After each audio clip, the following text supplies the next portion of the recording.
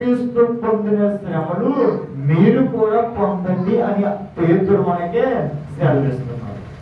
ఇక దేవుని యొక్క వాక్య ప్రకారం క్రీస్తు శరీరమును శ్రమను కనుక మీరు అట్టి మనసును అంటే మనసును యేసు క్రీస్తు మనసును ఆయుధముగా చేసుకోవాలి.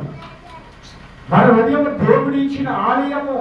కొరింథీయుల అపోస్తలుడైన పౌలు మాట్లాడుచున్న మాట ఇదేస్తా, ఈ శరీరము దేవుడిచ్చిన ఆలయము కనుక ఈ శరీరమును అపవిత్ర పాదం చేయకు.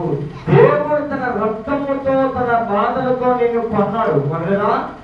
నిన్ను నన్ను ప్రభు యేసుక్రీస్తు శరీరముతో శ్రమలు పడి సిలువలో మరణం పొంది ఆ ఎన్నో దెబ్బలు పొందించుకుని చెయ్యని నేలను మోపుకుని నిన్ను నన్ను తన అమూల్యమైన రక్తముతో కొన్నాడు. కొనలేదమ్మా?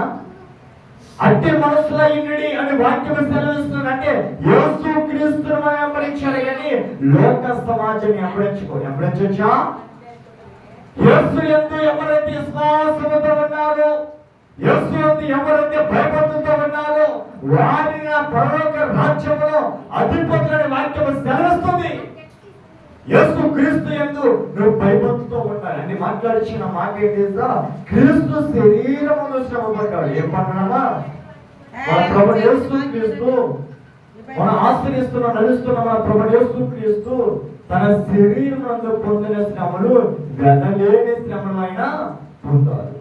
ఆయన పుచ్చారు, ఉపనూసారు, అపహాసించారు, ద్వేషించారు. ఆయన శరీరం మీద ఎన్నో గాయాలు పొందినా కానీ ఆయన ఎన్నడూ కూడా భయపడలేదు. అపోస్తలులు మాట్లాడిన మాటలు మీరు అట్టి మనసును ఆయుధముగా ధరించుకునేసా ఎంతమంది దుష్టులున్నా నేను ఎవరు ఏం చేస్తారా?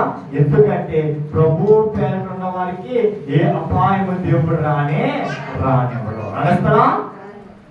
నీ గమ్యం ఏంటంటే దేవుడు చేరడమే.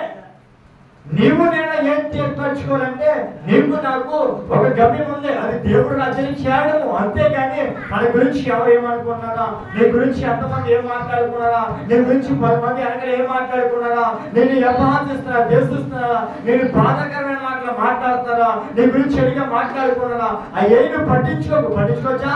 అవి